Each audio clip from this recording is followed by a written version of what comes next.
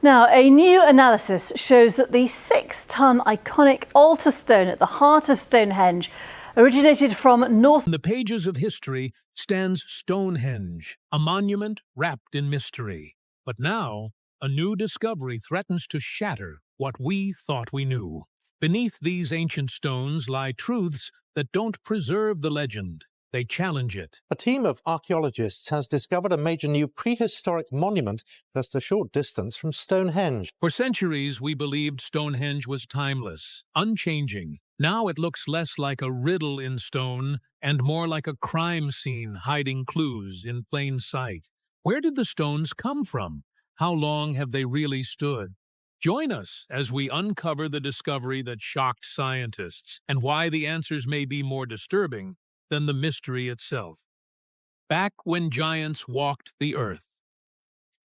Imagine a time, nearly 5,000 years ago, when civilizations across the world were learning to harness bronze and writing their first stories.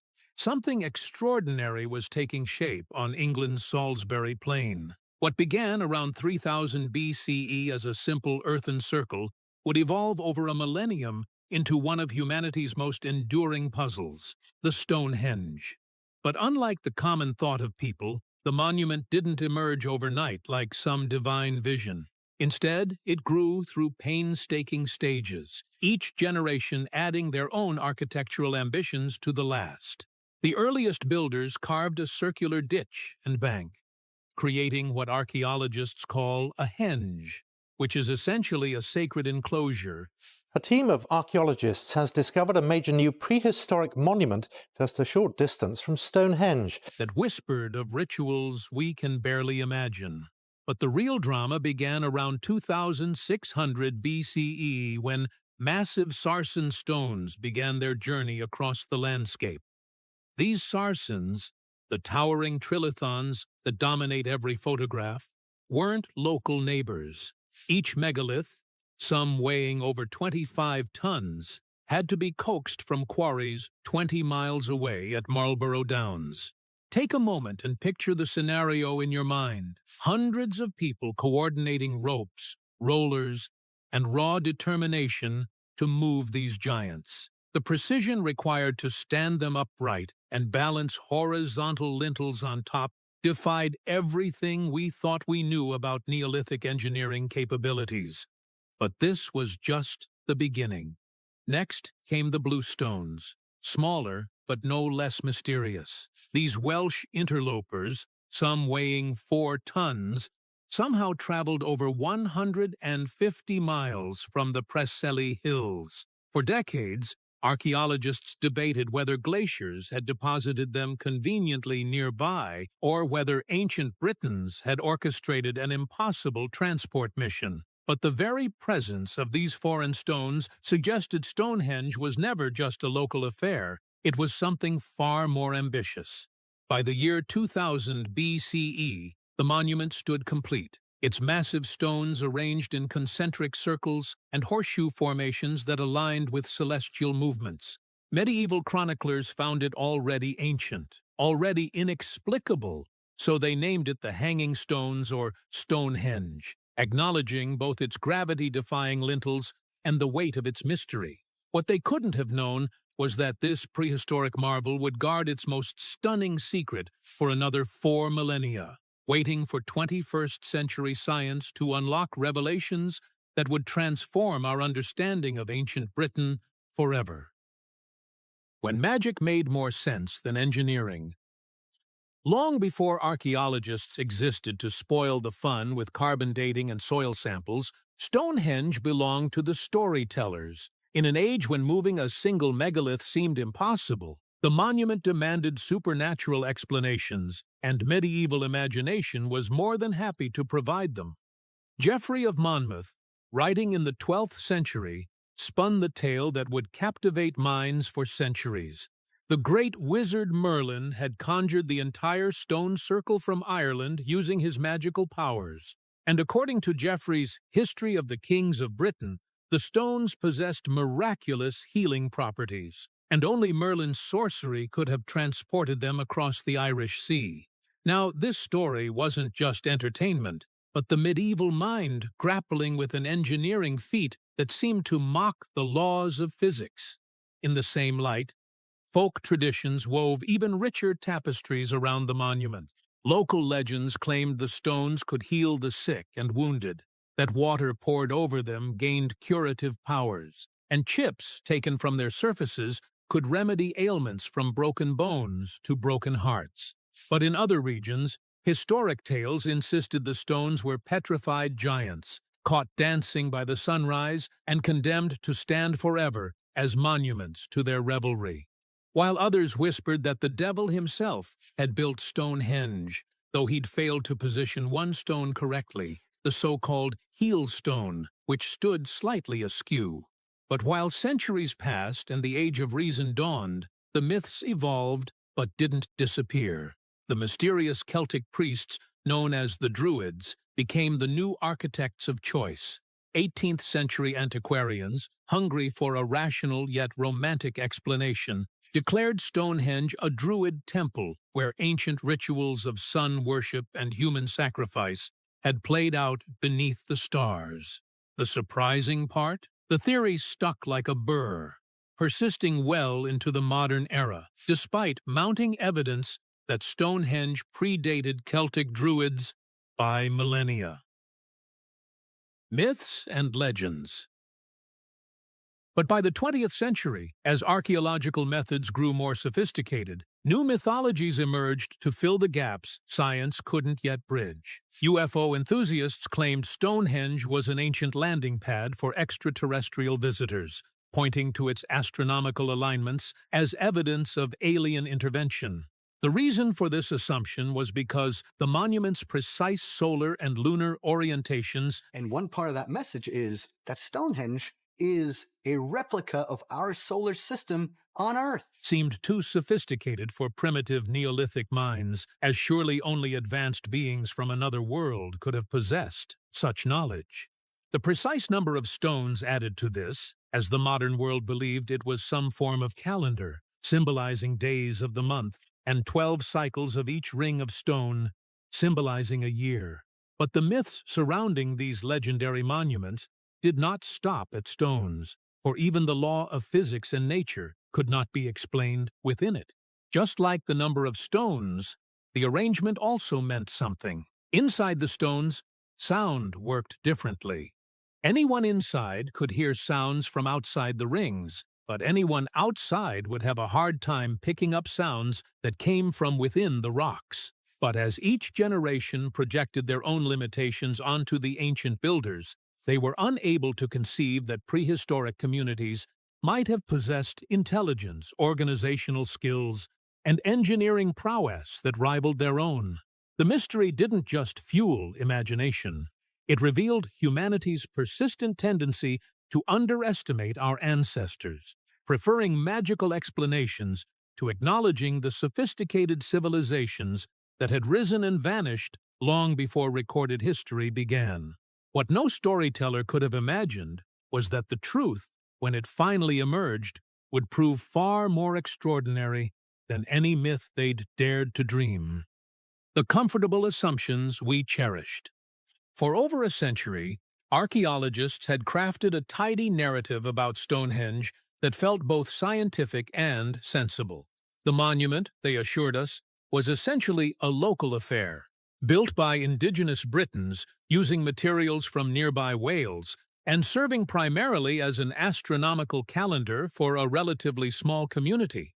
In fact, the presence of bronze materials and metal tools around the Stonehenge particularly linked the origins of Stonehenge to the Bell Beaker people. We've got these big trilithons, 1 and 2, standing here. There was another one standing here. We've only got one of the uprights left. Since they had a long history of being one of the first races to create bronze and use metal tools, it became logical that they were tied to the stones. This comfortable theory wrapped Stonehenge in familiar packaging, a regional religious site with impressive but limited ambitions, created by people who never ventured far from home. The Welsh connection seemed particularly well established, and those distinctive blue stones, with their subtle blue-gray hue, had been definitively traced to the Preseli Hills in Pembrokeshire, Wales. Geologists had identified specific outcrops where ancient quarries scarred the landscape, and archaeologists had even found stone chippings and abandoned megaliths along what they believed was the transport route. The story was compelling. Neolithic communities in Wales had recognized something special about these particular stones, perhaps their acoustic properties, their appearance, or their spiritual significance, and they had undertaken an epic 150-mile journey to bring them to Salisbury Plain. Now this blue stone story painted ancient Britons as remarkably dedicated, but ultimately provincial, because they were skilled enough to organize massive construction projects and sophisticated enough to align their monument with solar and lunar cycles, but their world remained bounded by the familiar geography of Western Britain. Stonehenge was conceived as a magnificent but essentially achievement, the medieval cathedral of prehistoric Britain, drawing pilgrims from hundreds of miles around but rooted firmly in local tradition and local materials. The monument's unmistakable function as an astronomical observatory reinforced this interpretation. Why? Because its primary axis aligned perfectly with the midsummer sunrise and midwinter sunset, while secondary alignments tracked lunar standstills and other celestial events important to agricultural societies. Stonehenge, scholars concluded, was an elaborate calendar in stone and a prehistoric computer that helped farming communities predict seasonal changes, plan planting cycles, and organize ritual celebrations. The builders were portrayed as accomplished astronomers working within a limited geographical sphere, creating a monument that served practical and spiritual needs for their immediate neighbors. And then again, archaeological evidence from surrounding areas seemed to support this regional interpretation. The wider Stonehenge landscape revealed numerous smaller monuments, burial mounds, and settlement sites that suggested a dense population of communities who had collaborated on the great project. Tool analysis and pottery fragments pointed to local manufacturing traditions and trade networks that stretched across southern England, but rarely beyond. But even the massive sarsen stones, though transported from 20 miles away, represented a reasonable logistical challenge for organized communities, impressive but achievable without invoking continental connections or far-flung alliances. In the end, a coherent picture of Neolithic Britain, a patchwork of sophisticated but isolated communities, each developing impressive architectural and astronomical skills within their own territories, was created. Stonehenge stood as the crown jewel of this world, a monument that demonstrated remarkable achievement while confirming that ancient Britons, like most people throughout history, had built their greatest works from materials close to home. The theory was elegant, evidence-based, and completely, spectacularly wrong. When modern science steps in and rewrites history. In the books of history, Stonehenge stood as archaeology's greatest enigma, wrapped in theories as wild as the Salisbury Plain winds. Victorian antiquarians with their magnifying glasses and romantic notions, mid-century archaeologists armed with trowels and wishful thinking. Each generation left more questions than answers, until the revolution came in the 21st century. This present century brought weapons that would have seemed like magic to those early investigators. Isotope analysis that could trace a stone's birthplace with atomic precision. Ground-penetrating radar that saw through Earth like X-ray vision. DNA studies that whispered secrets from cremated bone. And laser scanning that mapped every millimeter of ancient surface. These weren't just new tools. They were powerful time machines that could unlock secrets hidden in stone and time. And they hold cremation burials. So this site is still the largest cremation cemetery known in Britain. Back in 2008, when researchers first placed fragments of Stonehenge's cremated remains under mass spectrometers, the strontium isotopes locked within those ancient bones began to sing their geological songs, each signature as unique as a fingerprint. Where had these people lived? Where had they walked their final journeys? The answers shattered decades of assumptions, but they were just scratching the surface. Ground-penetrating radar swept across the landscape like an electronic divining rod, revealing buried treasures invisible to the naked eye. Massive post holes, hidden timber circles, forgotten pathways. The technology peeled back layers of earth and time simultaneously, transforming what archaeologists thought they knew about this sacred ground. Laser scanning captured every weathered surface, every ancient tool mark, with microscopic accuracy.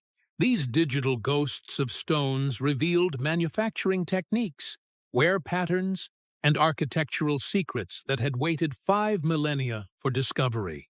Now, the stones were no longer silent monoliths. They had become chattering witnesses to humanity's ancient ambitions.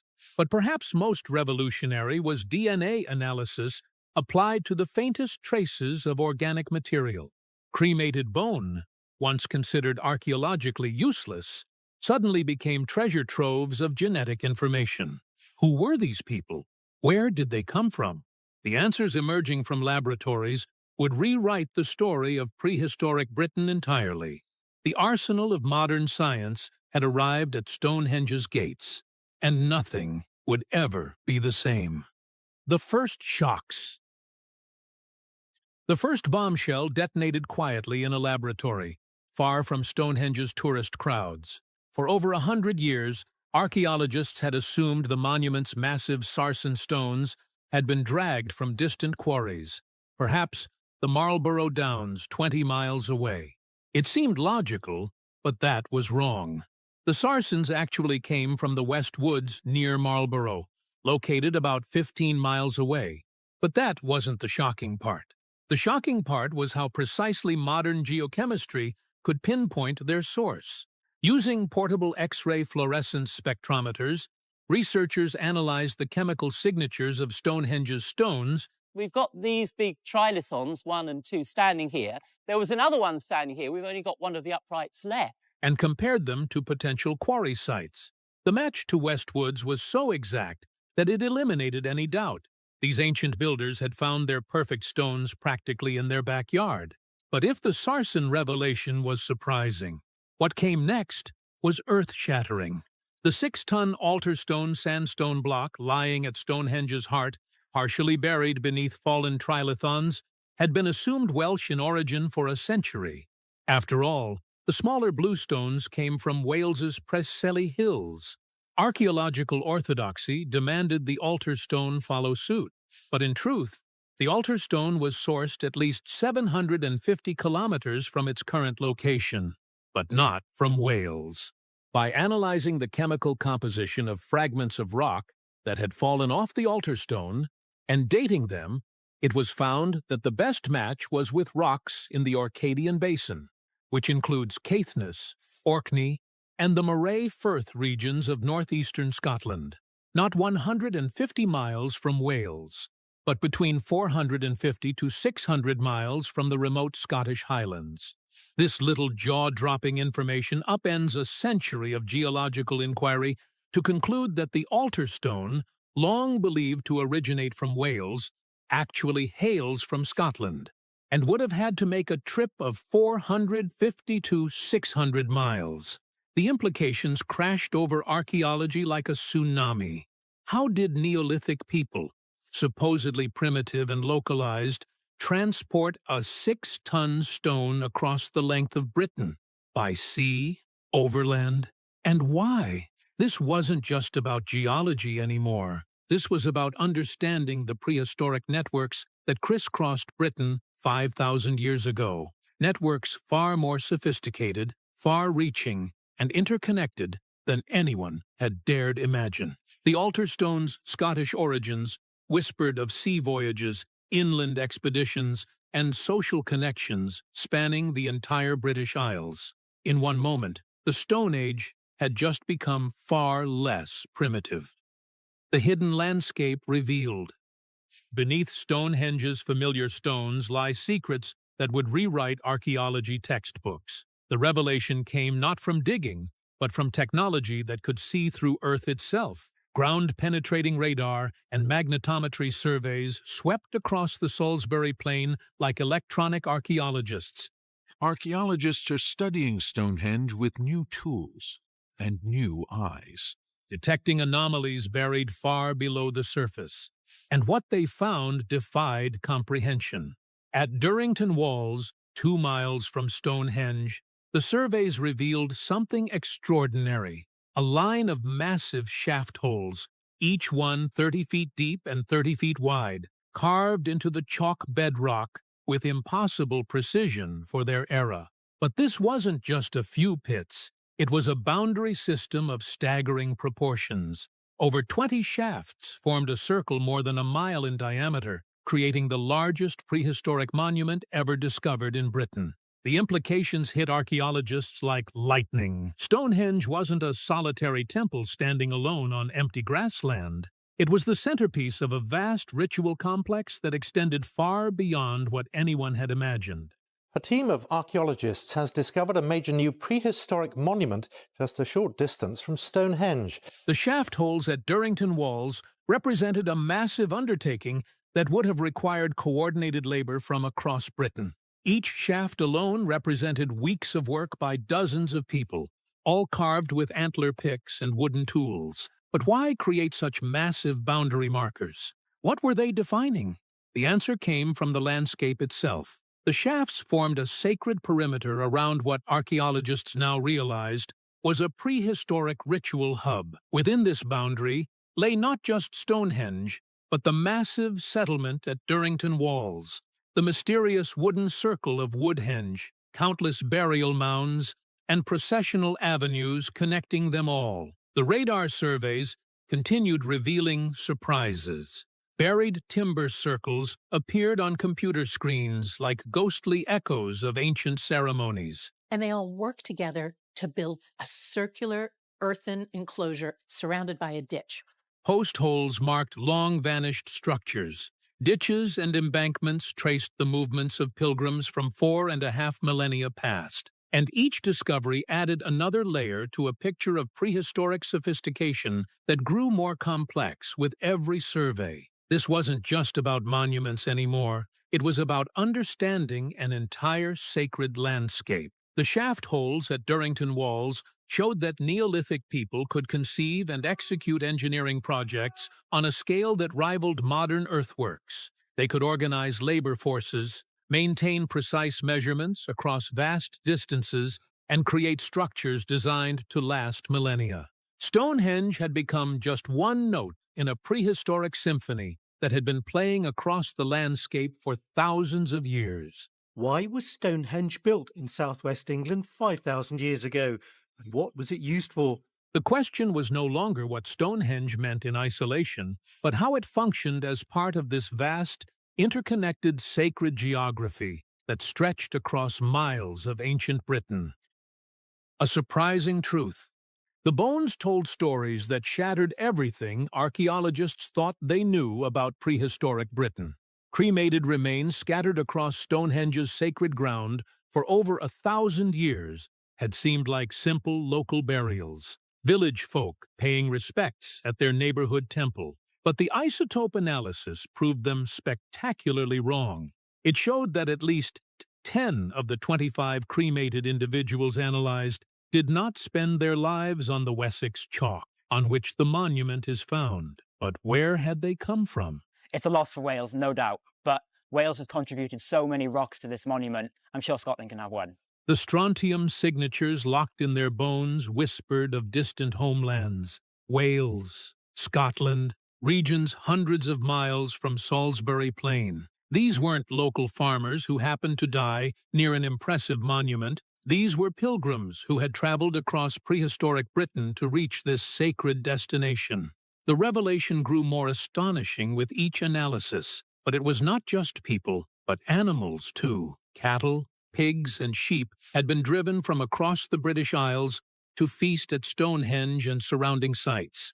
This wasn't subsistence farming. This was organized pilgrimage on a scale that transformed understanding of Neolithic society. But who were these far-traveling worshippers? DNA studies began painting portraits of Stonehenge's diverse congregation. The analysis showed that the DNA of the Neolithic period skeletons in Britain matched the genetic signatures of early farmers in Europe, revealing connections that stretched across the continent, meaning they weren't isolated island dwellers, but part of a vast migration network that had been moving people, ideas, and beliefs across Europe for millennia. The picture emerging from isotope and DNA analysis was revolutionary. Stonehenge hadn't been built by a single tribe or community. It had been created and maintained by people from across Britain who saw it as their shared sacred center. The Welsh who brought the blue stones weren't foreign invaders. They were fellow believers, contributing to a pilgrimage site that transcended local boundaries.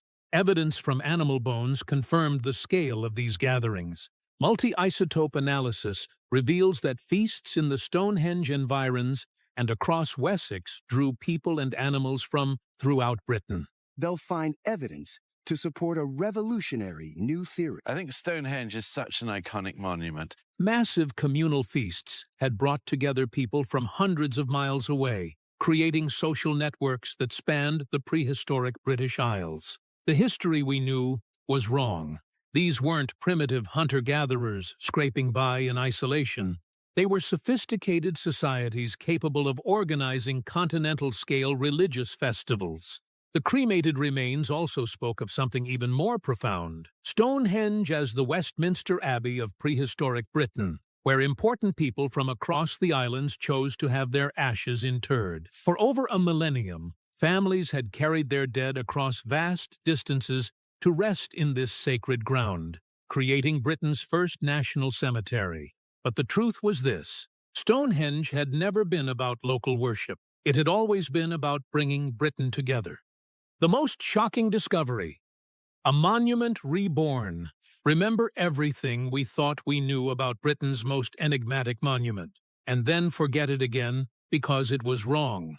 Not wrong in the details, wrong in its very essence. In 2021, modern archaeology changed the myth of Stonehenge. The revelation? Stonehenge wasn't built from scratch on Salisbury Plain 5,000 years ago. It was moved there, stone by stone, from Wales and Scotland. The discovery of a dismantled stone circle close to Stonehenge's bluestone quarries in West Wales raises the possibility that a 900-year-old legend about Stonehenge being built from an earlier stone circle contains a grain of truth. But this wasn't a legend anymore. This was archaeology speaking with the voice of stone tools and radiocarbon dating.